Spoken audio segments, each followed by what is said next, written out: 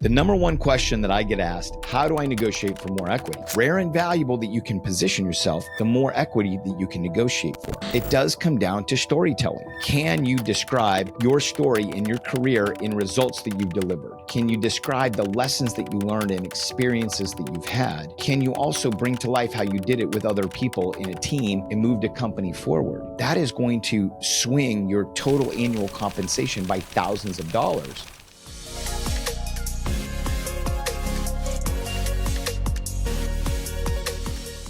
Hi, this is Christopher Nelson, your host. Welcome to Tech Careers and Money Talk. Today, I am going to be breaking down the career capital playbook that's going to allow you to leverage all of your career experience to negotiate for more equity. So episode 35, I broke down expertise. Expertise is one of the pillars in my framework from equity to exit. Expertise allows you, when you develop expertise, it allows you to get more freedom and opportunities. You have companies that are pursuing your services. When you develop expertise, you also can build a business and a brand around it. That's why I took episode 36 and 37 to interview Bart Finelli, who has done this very, very well. Bart Finelli grew his experience as a sales enablement, where he teaches salespeople how to sell complex SaaS services. He took that experience, developed it into expertise, and ultimately now he's building a business around it. He's building a application that is going to take his intellectual property and bring it to life for salespeople around the globe. And he's done everything that I'm going to break down and teach for you today. He has done that. He is able to, he understood and would inventory and assess where he was. He was able to invest and test his skill set. And then ultimately, he can tell his story like no other. He's got amazing results, amazing statistics. This is what we're going to be breaking down today. And I want to say that if you really enjoy the video, I would ask that you please subscribe right now. This is what we do here, is we give more teaching and learning on how do you grow your career, build wealth, and live well. So why is this important to you? If you have a method that you can systematically take your skills and develop them to expertise, you can unlock wealth in a lot of different disciplines. You really, really can.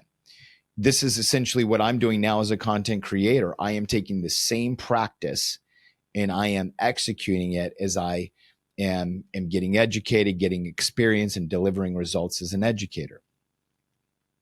And many people fail at this. Many people struggle. I mean, one of the biggest questions that I get is, how do I negotiate for more equity? Well, you have to be able to have a systematic way to describe what it is you've done. And I say systematic because many people don't take the time to write down what they've done in the last year, in the last 2 years. They only do it when they're forced to under duress, usually don't remember a lot of key details. People also don't take the time to map what they've done and describe it in results. Describe it quantitatively in what they did and how they moved the needle for, their team, their company, or their customers. It's so important that you're able to do this and also tell your story in a way that's engaging. When you can tell your story in a way that has people leaning in, they're going to be excited to work with you. They want to be a part of your story.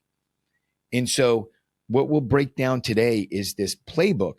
As I have analyzed others, as I have been executing my process from equity to exit, this playbook, the career capital playbook, is essential. And if this is the one thing that you do out of all the things that I teach, if this is the one thing that you do, this will allow you to make more money and get more opportunities than anything else. So hold on. This is going to be fun. So we start with career capital.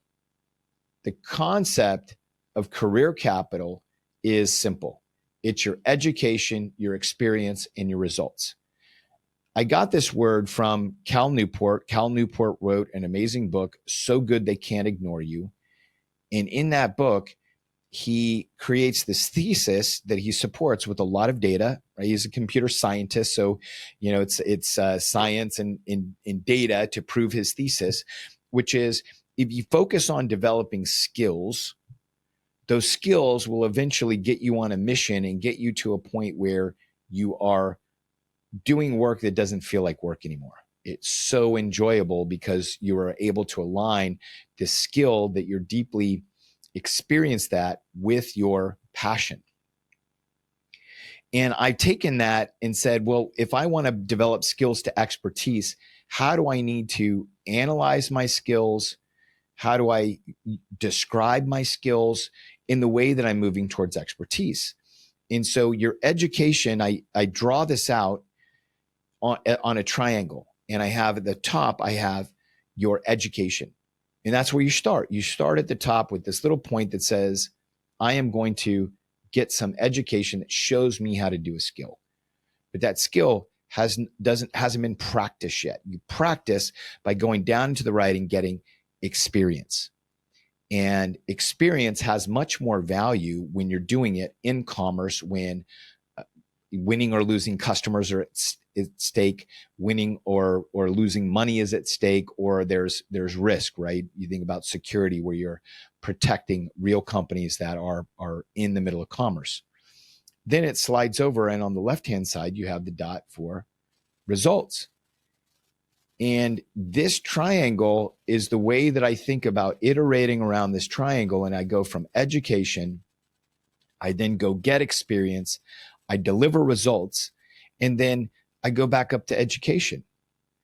Education in this context isn't just formal education where I am going to go to school, because in all honesty, once you leave school, you realize that the greatest thing that you learn upon leaving, whether it's high school, whether it's college, is the fact that you don't know anything. And so you have to create a practice of self-education and self-learning so you can continue to grow. And this education encompasses all of that.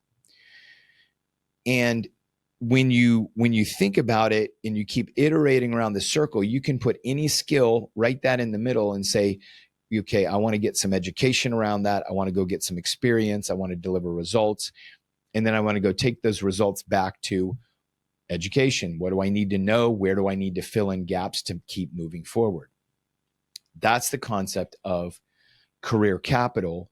And so as we go through this framework, it's really important that you understand those simple 3 steps, because that's going to be brought to life by this framework that I call the 3 I's before E. 3 I's before E. I before E, except after C. Yes, my mom taught 5th grade grammar. So the 3 I's are inventory and assess. You need to have an inventory and assess where you are with your skill set. Number 2 is invest and test. If you listen to the episodes that I had with Bart, he talks a lot about how he invested time, how he invested money in his skill set, in this IP that he was creating, and he constantly tested it. He constantly put it to work in different roles that he took to understand, could he deliver results with it? The third one is illustrate and tell. You want to illustrate with great examples, great stories, great lessons learned, impactful, things that are rich and add value to your story. And then you need to figure out, you need to learn how to tell your story, telling it in a way that is engaging, fun, impactful, that people will get excited about.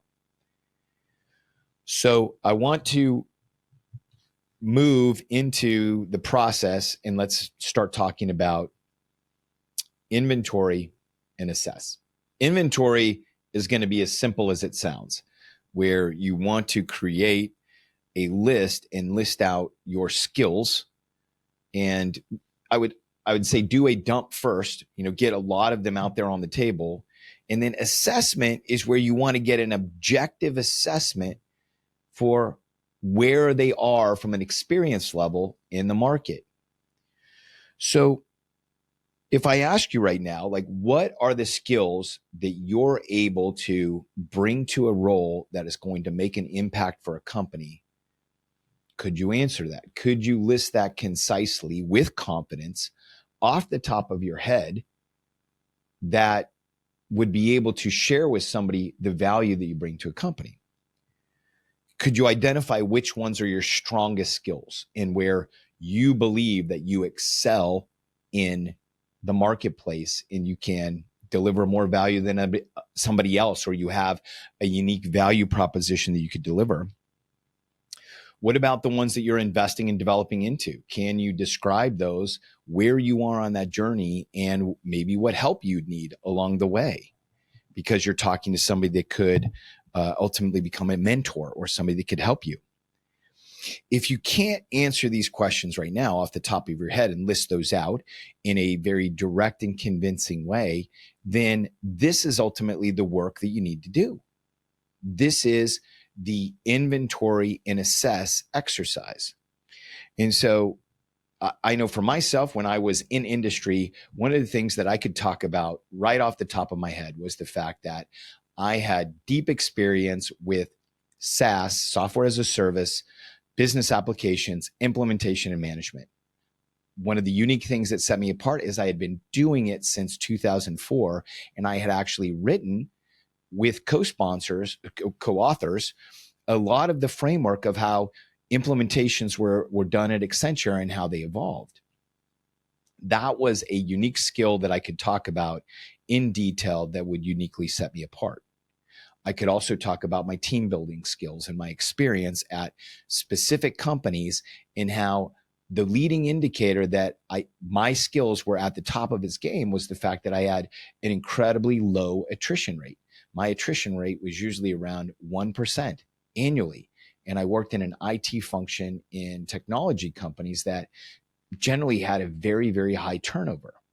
I also attracted a very diverse population. I could go through and provide demographic metrics that showed that I hired and built diverse teams.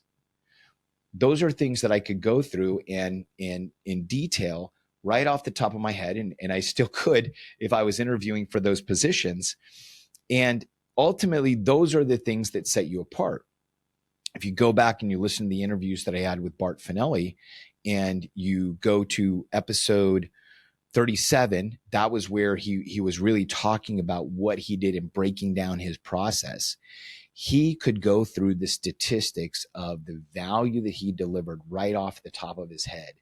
And those results are jaw-dropping of what he delivered to take Splunk from around $100 million revenue a year to $1.5 billion when he left. That is something that people rarely do, but he can drop those statistics in a way that are incredibly compelling. So being able to do an inventory as you go. So one thing that you want to do right now is you want to go grab, if you prefer a document or a spreadsheet, and you want to list out what you've done over the last, year, 2 years, 5 years, your career. You want to go list down some of those impactful projects. I encourage people to do this exercise twice a year. Sit down. I would encourage you to get out of your home, get somewhere else, slow down the pace, and list down what are your accomplishments. Then you want to write down right next to it, what is the impact? Then what is the skill that you used? Then you want to make some notes. Where do you think the skills were? Where would you want to do better? So you can literally start coaching yourself in the direction that you want to go. This is an inventory. And I recently published in my newsletter a template for this, and I will put this in the show notes so that you can go grab that template if you want, to do this exercise. And I would encourage everybody to do it. So once you inventory your skills and you list those out, then you need to perform an assessment. Now, an assessment, it's interesting. I have some data here from Skillable. It's a skill validation company. in tech that's found two key issues in hiring, two issues that people are struggling with: mismatches in job posting and candidate skills. So open positions not finding suitable candidates. There's a discrepancy between the employee's self-assessed skills and the employer's expectations. In this situation, I always ask, what can we take ownership of? Well, we should know very clearly how to describe our skill set and where it is from a level of maturity, this level of assessment. The second thing was a self-assessment bias. Employees overestimate or underestimate their skills, making accurate data collection difficult.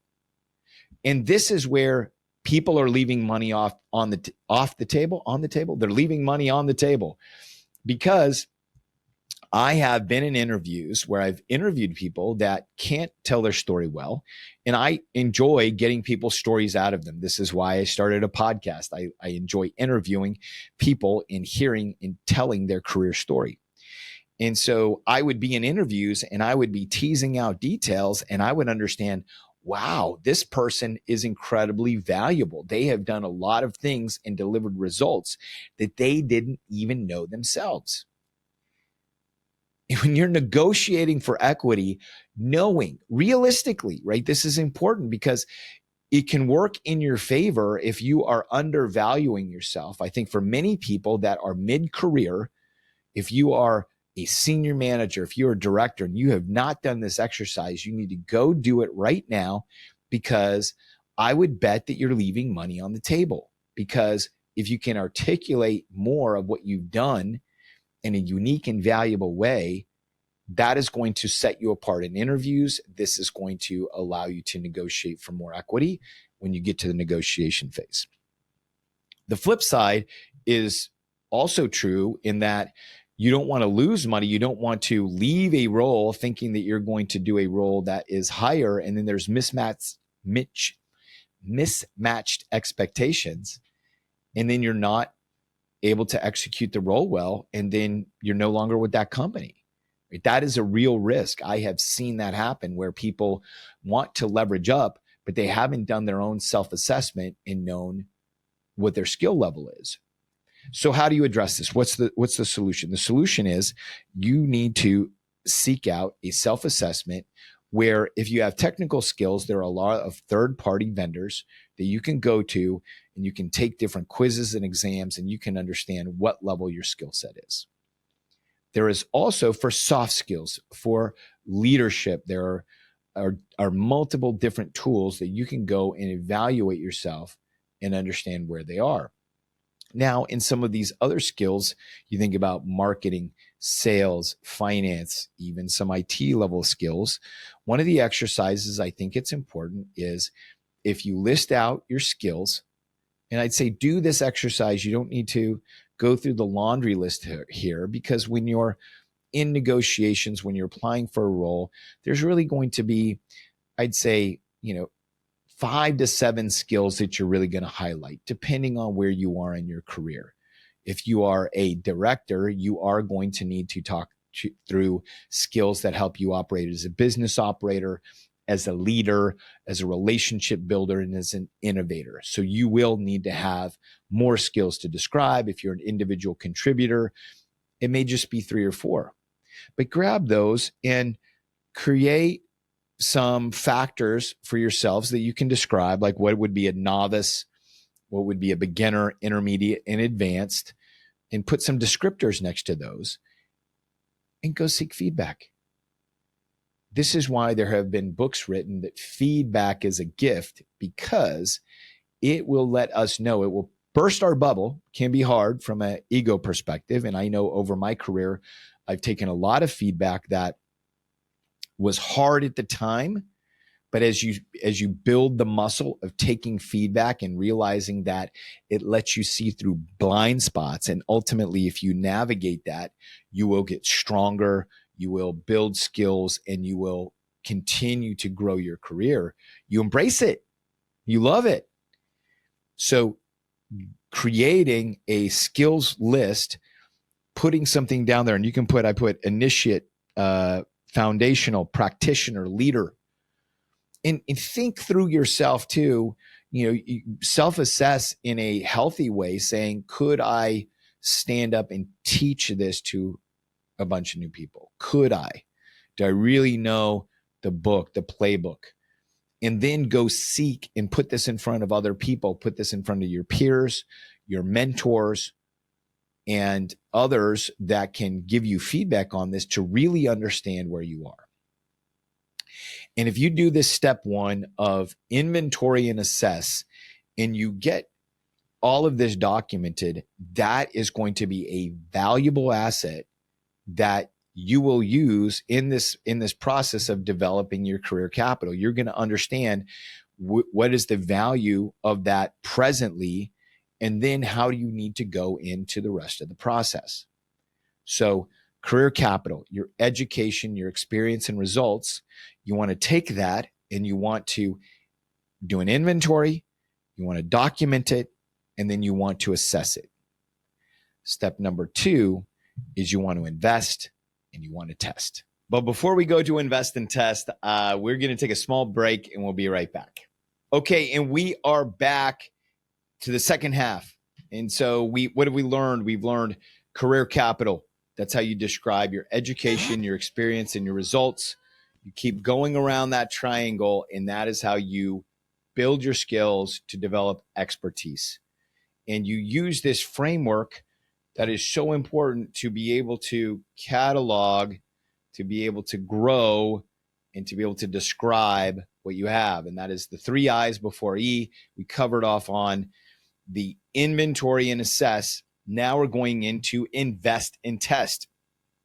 And so invest and test is how it sounds. You want to invest time and money in adding new skills, or you want to build the skills that you already have, continuing to invest in those.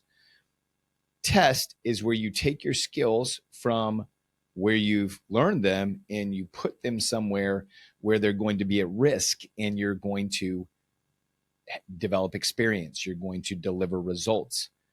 That is the invest and test cycle. So the question then is, when you come out of the inventories, right, what are the skills that you want to invest in? Like, that should give you some targets. Then there's a question of, how do you want to invest? There's multiple ways to invest. There is going out and purchasing some type of training, whether that is coaching, online training, taking some certification course from an institution. There's so many different ways that you can invest. It could just be time. You have books, you have resources that are free, but you need to invest the time in study, or you need to volunteer some time so that you can get some new experience doing something else. I mean, the investment can be different from a lot of different angles. And so the outcome of investing is that you would develop a skill even further, or that you would add on a new skill. So what would be some really tangible examples? I know for myself, I am investing time in testing speaking, not just podcasting, but actually giving talks, performing workshops. So I am doing some of those for free. I'm investing some time here and around the Austin area so that I can develop that skill. I just need to get in some repetitions. My feedback is coming from the audience. My feedback is coming from watching the videos, that my experience. It can also be yourself doing a course on generative AI. There's so many courses out there. You could go get one that you believe is reputable, that can give you some initial skills and can move you forward. There's also getting certifications. You can get an AWS certification to multiple different levels. You can go get Salesforce.com certifications. You can get Snowflake certifications for data, multiple security certifications, but that is some type of education and investment of time and effort that will get you something that then you need to go test. There could also be a leadership course. The example that comes to mind for me of an investment of time and in something different was when I worked for Splunk. They gave us executive coaching. That was part of the package. And this is one of the advantages when you work for larger established companies, or you work for tech companies that are doing very well and growing and have money. There's education that comes with that, versus when you are a solopreneur or an entrepreneur, you have to pay for that yourself. But with these larger companies, that comes with it. It's great. So for myself, when I first was going to see an executive coach, I was pretty skeptical. I was not clear on the value that they would add. I was at a point in my career where I had been a director for a year or so, and I wanted to understand, how do I start accelerating my career? How do I start getting skills to help me grow? What were the things outside of the business of business applications that I was running that would allow me to move forward? When I sat down with this coach, it was a very informative decision or experience, because this gentleman came from industry and had been an executive, had multiple years of experience, and now was performing an executive coaching role. And he could come with all sorts of wisdom and experience while he was instructing me and giving me direct guidance, and then touching base with me and understanding how I was, what were things that I was struggling with, removing barriers to allow me to move forward. This ended up becoming a transformative experience in my career, because it accelerated me very, very quickly through some growth around management and around building teams that I was able to continue to use even to this day. Some of the foundational frameworks this gentleman gave me, I continue to use. I think about Bart's example that he gave in the previous weeks that's as important to call out is he found a specialization, a skill that he was building in sales enablement, which was teaching people how to sell. He then invested time, and this actually goes more into the testing phase, as he tested it by going and actually working as a sales guy. So this is how these two work hand in hand, as you invest the time to go learn the new skill, and then you test it by seeking experience and measuring your results. So this goes back to the triangle again. You get your education, you get your experience and your results, and your inventory and assessment. Inventory and assess gives you the targets of where do you want to get educated on. Then you go get the education, you invest the time, then you move to the test. Testing is where you want to take whatever skills you had, apply those in your day-to-day world. For myself, I got the executive coaching around management. I could go walk out of a coaching session, hours later, walk into a one-on-one and start applying some of those lessons that I've learned and start testing those immediately. You could then go to a project, or you could go to a specific role. This is what Bart did, is to test. He would then take the sales enablement skills that he was developing, and he would then go to work as a sales leader and then understand how this intellectual property that he was developing, this framework, how did it actually play out?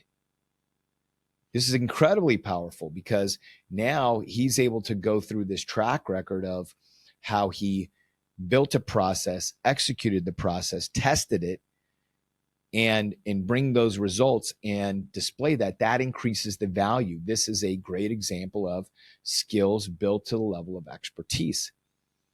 And I reiterate it because it's so important. And it's important for me, it's important for you to understand what are salient examples. What does good look like? What does success look like? This is why I spend time interviewing people, talking about their career, talking about their career journey, and this part of how they invest and how they test. This is the heart of it.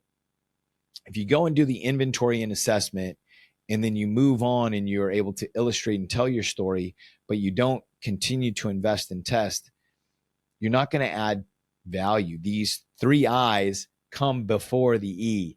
You need to inventory and assess. You need to invest and test. And then you need to illustrate and describe to truly continue growth and to be able to describe the true value of what you built. So invest time, money, energy in building the skills. Then you go and test them in projects, in your day-to-day work, or even in new roles. Now let's move on to the third I before E, which is illustrate and describe. And this is where so many people stumble. They stumble for multiple reasons.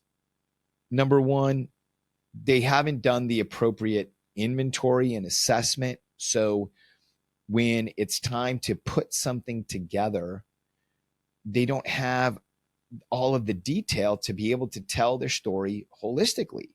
They don't have all the pieces. Many people also don't understand that it's not the what that matters, it's the so what. You have to tell it in a results-oriented way. And then what I've also seen and heard in interviewing many, many people as a hiring manager is people become over-reliant on their resume and their LinkedIn to tell their story for them. So when it's their turn to describe it,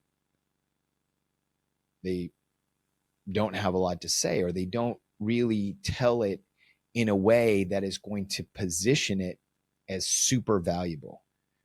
And that's the key to getting leverage and negotiation for your time and talent. You can do great work, you can deliver great results, and you can still not tell a good story.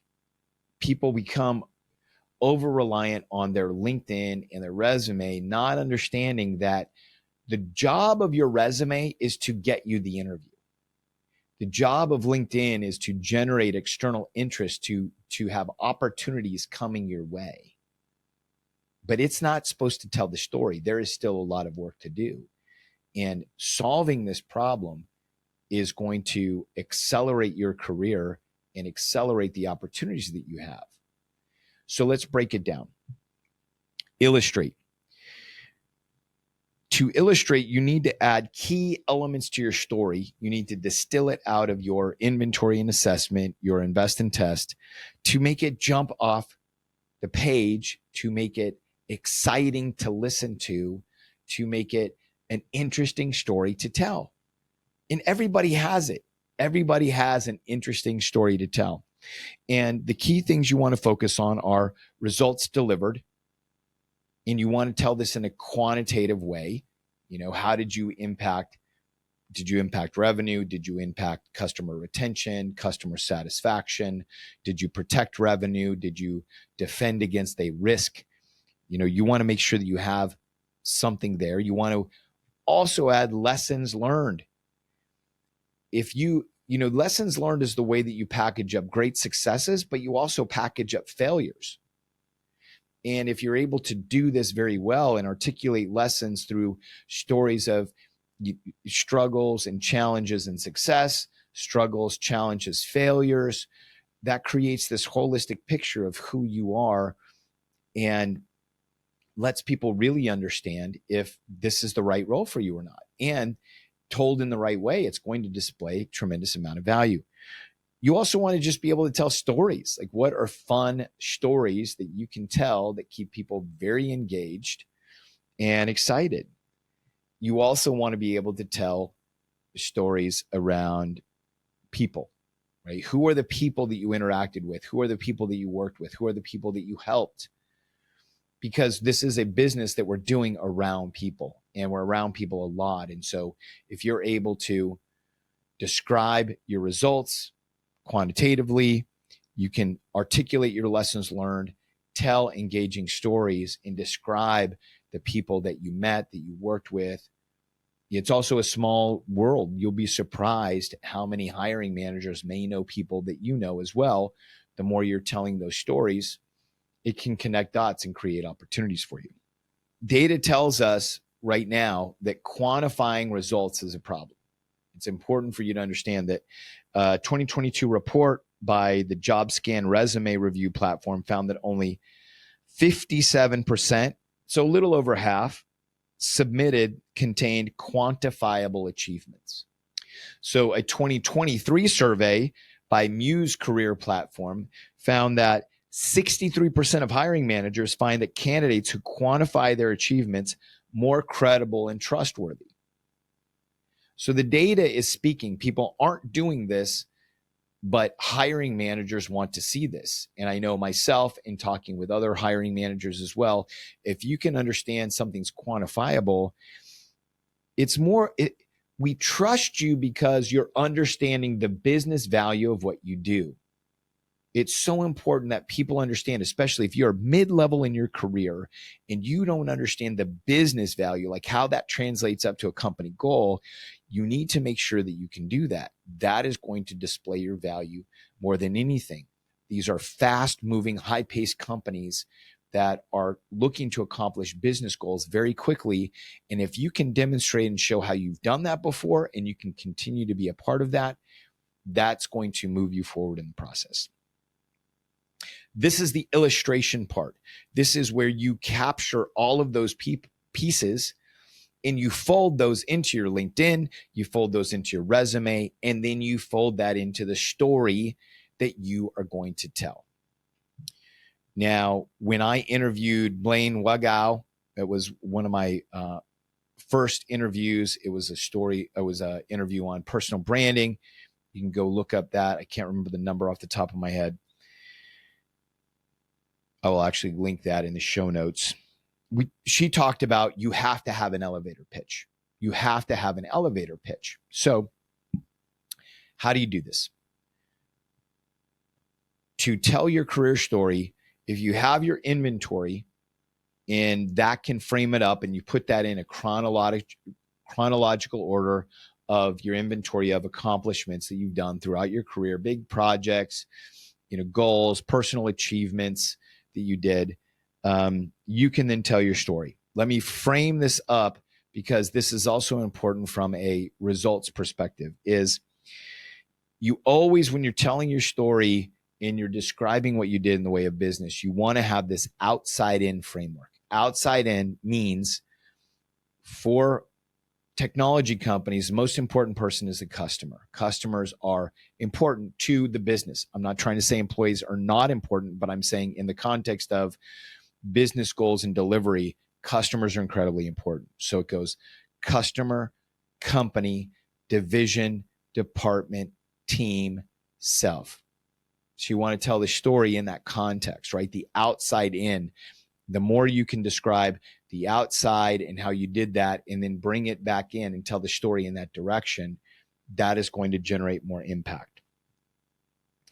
And this is how your team is also impacting other teams that are driving the business forward, right? Product team and sales teams, two main teams that drive business product forward. We create the product, we sell the product. How's the customer feel about it? All the other teams, and you could say sales and marketing, right? But how can you then impact those teams when you're talking outside in? Do you have some impact in relation to those teams? Can you articulate and quantify something around there? How did your projects impact employee productivity, optimization of processes, employee satisfaction? That's another great thing as well, that again, telling from an outside in, that's a company level metric that if you're helping make employees happy. So these are things to think about in framework as you are setting up to create the story of your career. And you want to make sure that you can tease out some quantifiable results. I've talked about this before. Have you increased revenue? Have you increased customer satisfaction, customer retention, employee satisfaction, employee retention, adoption? You've prevented a risk that could have cost the company X thousands, X millions of dollars. Those are the types of things you're thinking about. So to document your career story, I think the easiest thing to do is to go get Otter.ai, which is a transcribing tool that you can put on your phone, and you can get a free version of it that gives you enough capacity to be able to complete this exercise. but I would look over your assessment and I would just start telling your story. You start talking it into there.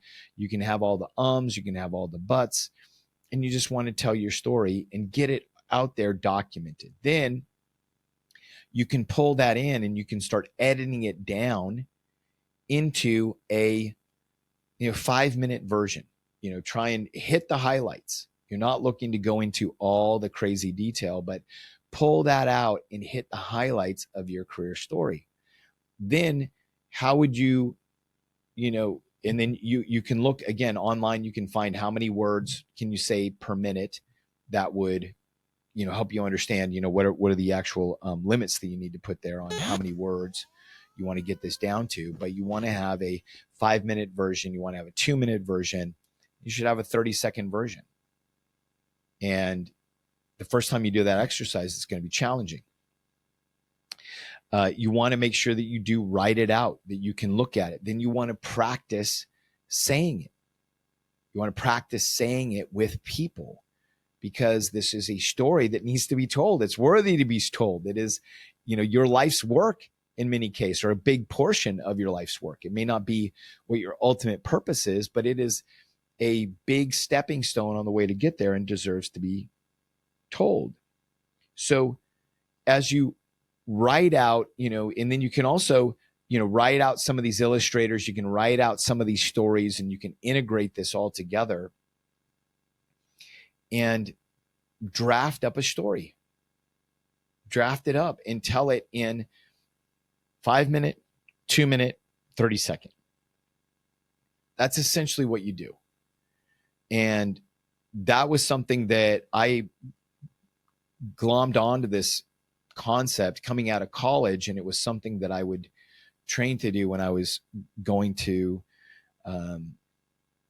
job fairs, is I would stand in front of somebody and I would give them my 30-second update, what it was I wanted to do and what skills and experiences that I had, right? Because at that point I didn't have a lot of tangible results in business, but I had some experiences that I could talk to and what we did there on those internships. So that is it in its entirety. And I am thinking about creating some chat GPT prompts that could help you through that. If that's something that you would be interested in, just send me an email at ask@techcareersandmoneytalk.com, ask@techcareersandmoneytalk.com. I'm interested to know who would be open to looking at helping me test some chat GPT prompts that could take a raw story and refine it very quickly.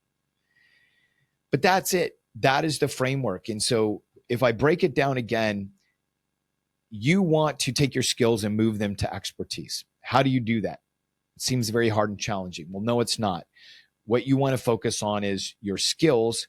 You have education, you go get experience, you deliver results. Boom, boom, boom. This is the triangle you want to keep taking your skills through, iterating around. And the process that you utilize to go around the corner, to go around the triangle, is the 3 I's before E's. You have to do these 3 I's to get to expertise, which is inventory and assess. Go do your career inventory right now. If you're a mid-level career executive, jump off this podcast, go pull over, do whatever you need to do and get this done. But you want to inventory and assess. You then want to invest and test. And then you want to illustrate and tell. Illustrate and tell your story. If you can practice this, and you can get into a practice where 2 times a year you take a day and a half, and you go through this exercise and you keep refining your career story and you keep investing in that, you will find that you are going to start attracting opportunities to yourselves, and that you are going to become a very compelling person in an interview that is going to set yourself apart from others.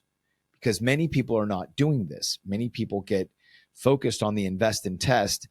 They forget a lot of things and can't describe it in a way that's meaningful.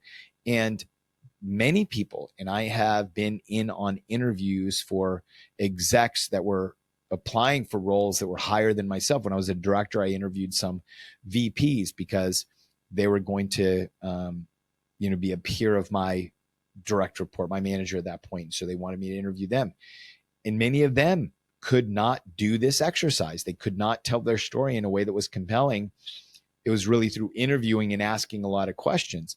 If you make it easier for people to interview you, then you're going to be able to spend more of the time talking about the results you delivered, the interesting things that you did, and that's going to build the relationship.